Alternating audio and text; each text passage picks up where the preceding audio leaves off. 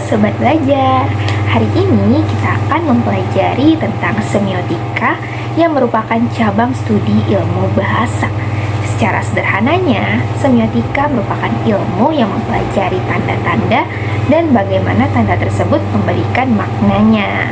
Nah, jika kita mempelajari semiotika, tentu kita akan akrab dengan sebuah tanda-tanda. Nah, secara sederhananya, semiotika ini udah kita terapkan dalam kehidupan sehari-hari tanpa kita sengaja nih. Nah, sebagai manusia sebagai makhluk sosial tentu sering berinteraksi, bersosialisasi antar sesamanya. Nah, contohnya nih, dalam interaksi tersebut kita secara tidak sengaja mengeluarkan gerakan tubuh, misalkan acungan jempol. Nah, acungan jempol ke atas ini menandakan bahwa kita setuju dengan pendapat yang disampaikan oleh lawan bicara kita nih. Nah, kalau gerakan tubuh yang kita keluarkan yaitu acungan jempol ke bawah, nah ini menandakan bahwa kita tidak setuju atau sesuatu yang disampaikan oleh lawan bicara kita ini tidak baik untuk dilaksanakan.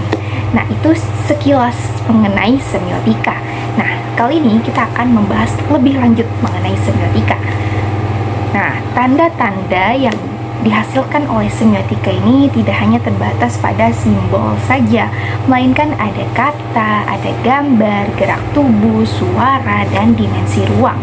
Nah, sebelum itu kita mengenal dulu nih tokoh-tokoh penemu semiotika. Ada 3. Yang pertama Ferdinand de Saussure, kemudian Charles Peirce, dan yang ketiga ada Roland Barthes. Nah, yang pertama yaitu Ferdinand de Saussure. De Saussure ini dikenal juga dengan Bapak Semiotika dan Bapak Linguistik Modern. Nah, de Saussure ini menyatakan bahwa semiotika terdiri atas petanda dan penanda, yang dimana petanda merupakan konsep atau pemikiran dari penanda. Nah, penanda ini merupakan sesuatu yang kita dengar, yang kita baca, dan yang kita lihat. Nah, sebagai contohnya aja nih, kalau dalam sebuah bahasa, dalam teks, misalkan ada teks sedari tadi bibirku tidak bisa berhenti tersenyum. Nah, itu merupakan penanda. Petandanya bahwa bibirku tidak bisa berhenti tersenyum itu artinya bahwa ia sedang merasa bahagia. Nah, secara istilah lainnya, petanda merupakan makna yang terkandung dalam penanda. Nah, itu menurut Ferdinand de Saussure. Kemudian tokoh yang kedua ada Charles Peirce. Dia menyatakan bahwa semiotika ini berbentuk segitiga yang saling berhubungan, yaitu ada tanda, objek, dan interpretasi.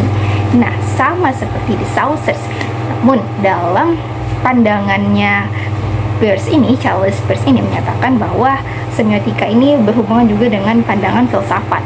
Nah, antara tanda, objek, dan interpretasi ini saling berhubungan dan ia tidak bisa dilepaskan.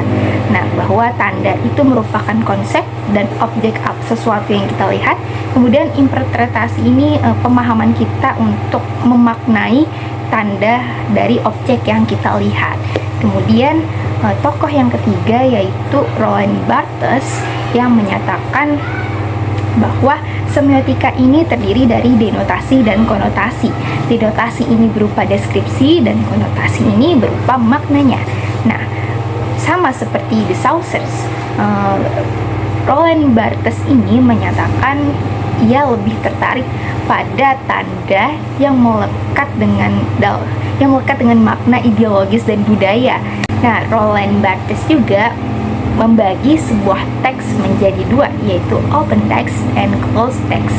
Open text ini menandakan bahwa teks yang kita baca ini dapat kita maknakan secara luas, kita interpretasikan secara luas, atau ada berbagai kemungkinan makna dari tanda tersebut. Misalkan dalam sebuah teks itu terdiri dari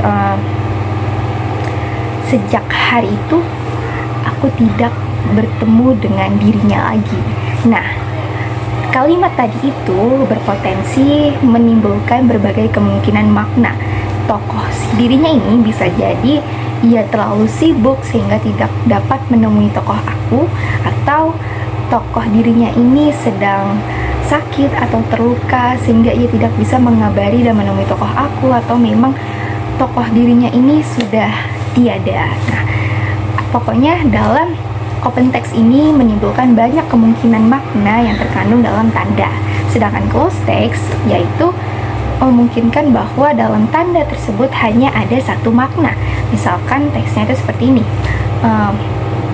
Saat kali ini aku hanya bisa bertemu dengannya tanpa bersapa, tatap pandang, dan mengobrol seperti sebelumnya.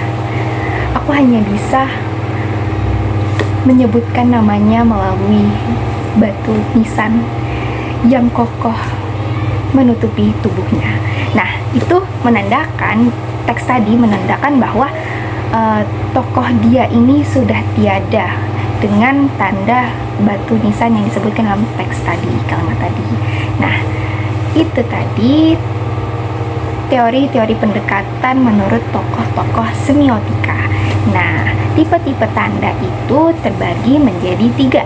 Yang pertama ada icon. Icon ini sejalan dengan fungsinya, ia serupa dengan objeknya. Contohnya nih, ketika kita datang ke toilet umum, kita menemukan sebuah gambar orang yang menandakan yang mana toilet laki-laki dan yang mana toilet perempuan.